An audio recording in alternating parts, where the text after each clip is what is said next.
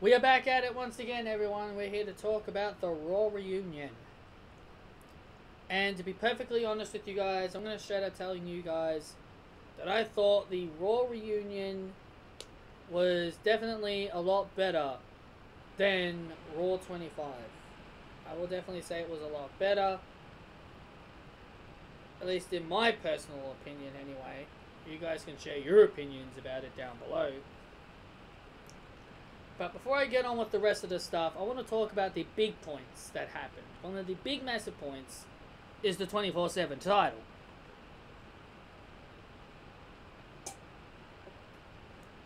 As you guys know, I am a big fan of the 24/7 title. And guess what? The 24/7 title made history today. And that is the person you'll be seeing in the thumbnail. Kelly made history on the Raw reunion. She became the first female 24/7 champion.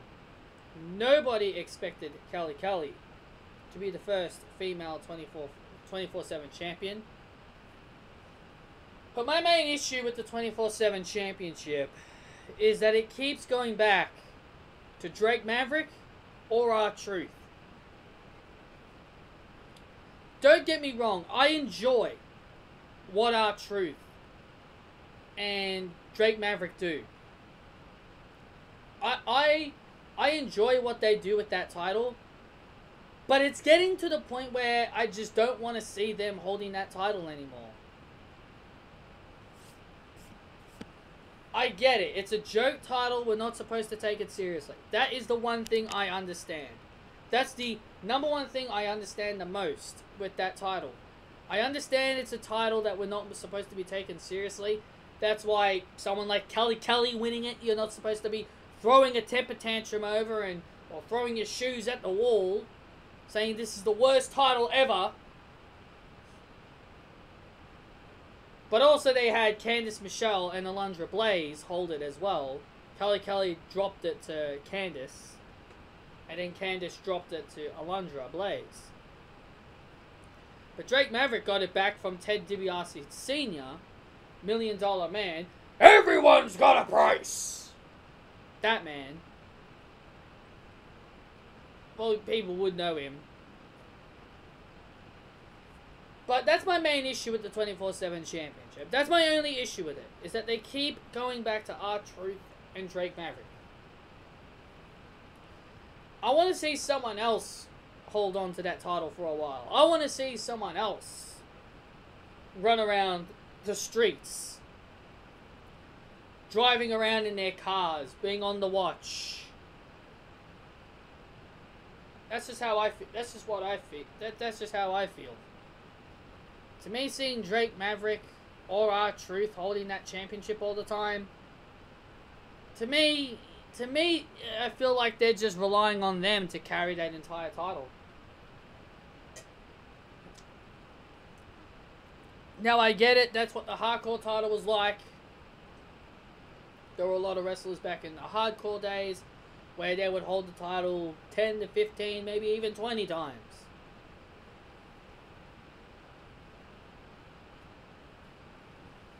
But this is not the hardcore title. This is the 24/7 title. Same concept, but different name. So anyway, Raw started off with someone which according to reports, that they said that this man wasn't going to attend Raw reunion, but he ended up attending. That was John Cena. He ended up attending the Raw reunion, had a little rap-off with the Usos. He wasn't Dr. Thuganomics on... He went Dr. Thuganomics on the Usos, which led to the Usos versus the Revival. And Rikishi, he made a surprise appearance, the dad of the Usos. And the Usos got the win, pinning the Raw Tag Team Champions. So that means the Revival have been pinned again, and the Usos will be getting a title shot at SummerSlam. Because I'm pretty sure that's where they will have the title defense happen. We had Drew McIntyre and Cedric Alexander. They had a match again, but the match went no contest. And Drew McIntyre just beat the crap out of Cedric Alexander. I guess Drew can't handle losing very well. I guess this man can't handle losing very well. But I will agree, Drew McIntyre needs to be built up a lot better. Hopefully, maybe they have him up against The Undertaker. But I've also heard The Undertaker may not even be at SummerSlam. That's what I've heard. The Viking Raiders took on Zack Ryder and Kurt Hawkins, an actual team this time they take on. So I guess that's a nice step up from a jobber. And the Viking Raiders got the win. There were quite a few other legends backstage, like they had Caitlyn backstage. You know, I'm not a big fan of Caitlyn's new look. I saw what she looked like with her new look. I don't know about you guys, but I almost vomited when I saw what she looked like. I was definitely not a fan of how she looked. I already missed her long black hair look. When she came back in the Mae Young Classic, that was the perfect look for her. That was a great look. I actually liked it. But she changed her look. But one more thing I want to mention here. How is Alicia Fox a legend? This is not me being an Alexa. We'll get to Alexa Bliss later. Alicia Fox hater. I'm just asking a question. How is Alicia Fox a legend? Because she was at the end of the show celebrating with all the legends. So I don't know how the little foxy lady is classified as a legend.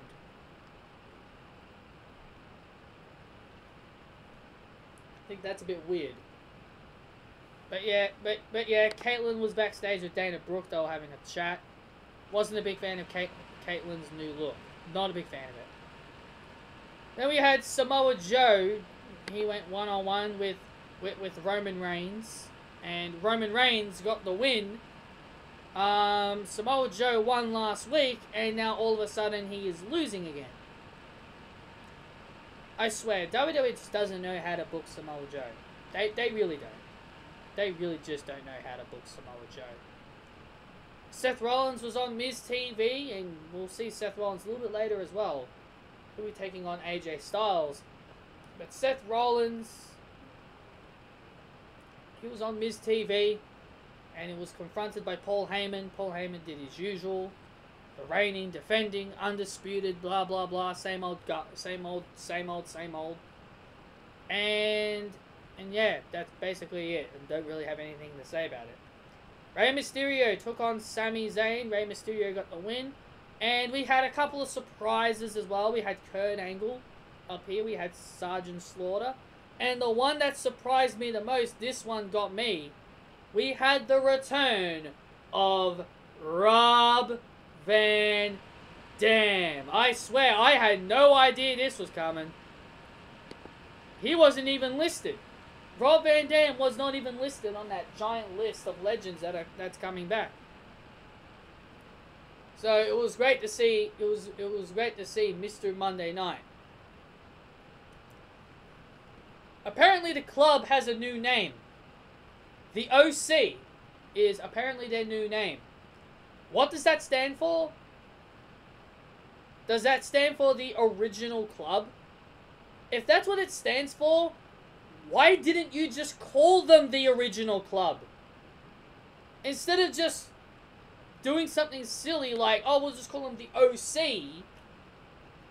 Why couldn't you just call them the original club? If that's what it stands for, why are they not called the original club? Why the OC?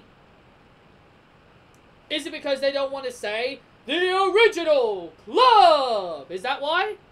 They don't want to spend all those words saying the United States Champion AJ Styles, Luke Gallows, and Carl Anderson, the original club. Is that why they don't want to do that?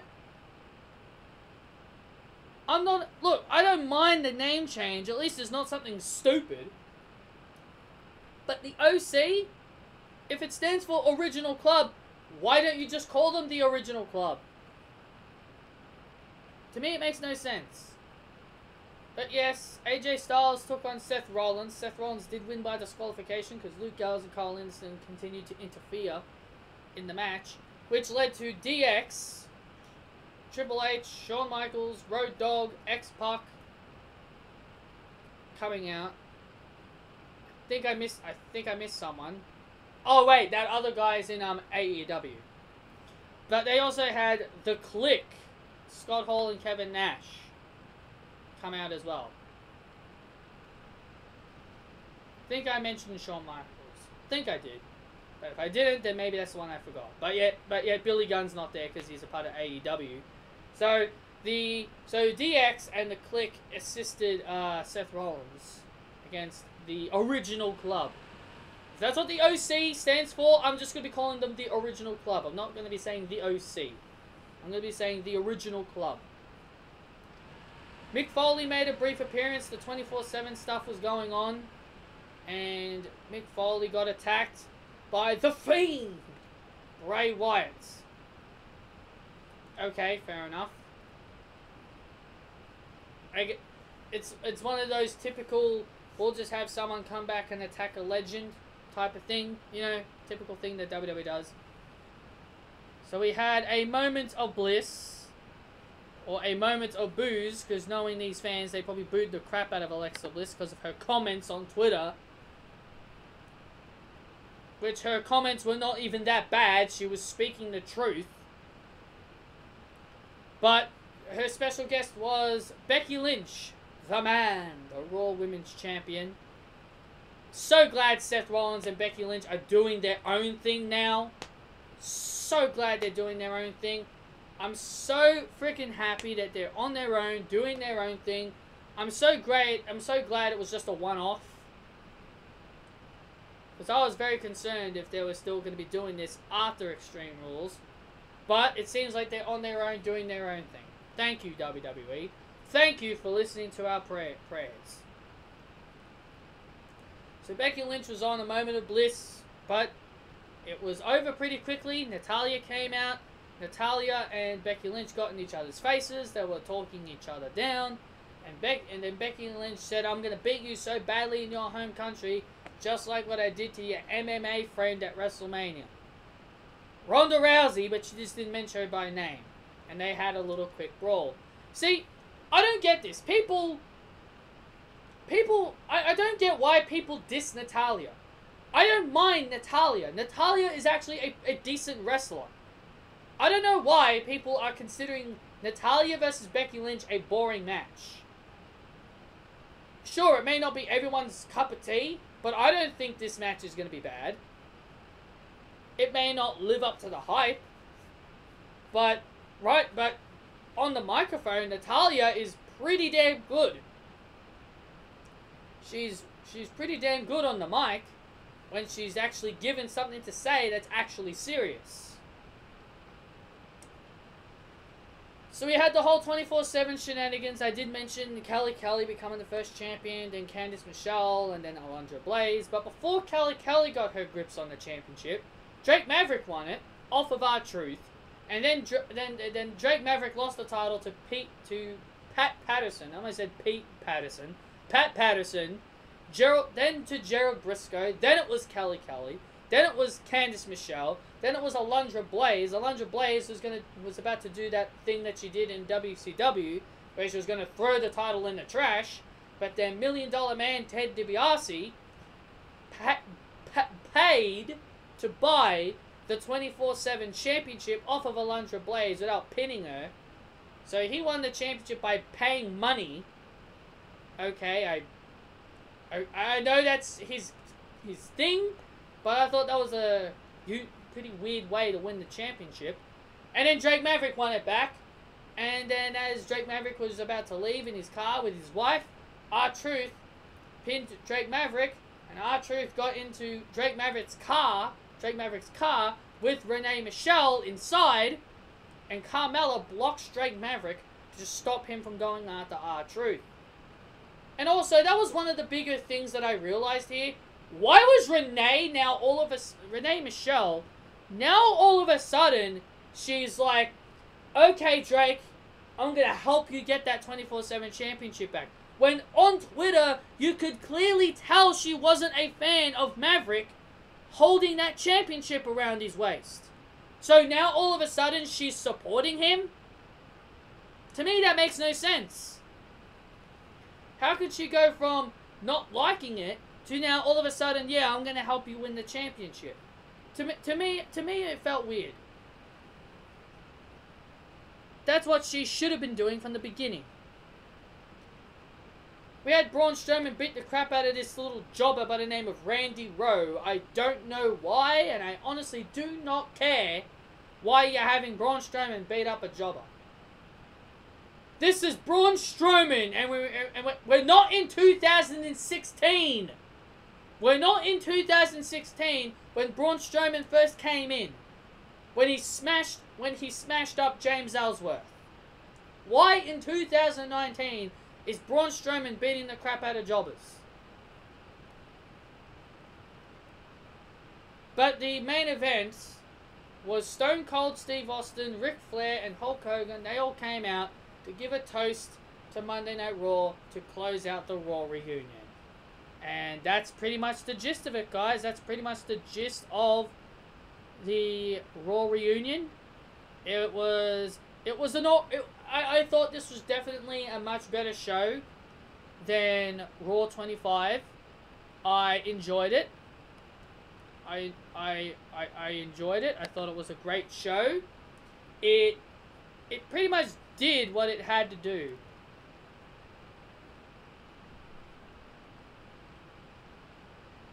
It pretty much did what it had. It pretty much did what it had to do. So I'm not complaining. It was all right. It was. Anyway, guys, thank you all so much for tuning in for this Raw reunion review. Hope you guys enjoyed it. Hit that thumbs up. Comment your thoughts down below. Let me know down below what was your favorite moment of the Raw reunion. Easily, obviously, my favorite moment is Kelly winning the 24/7 championship because she's gonna be in the thumbnail.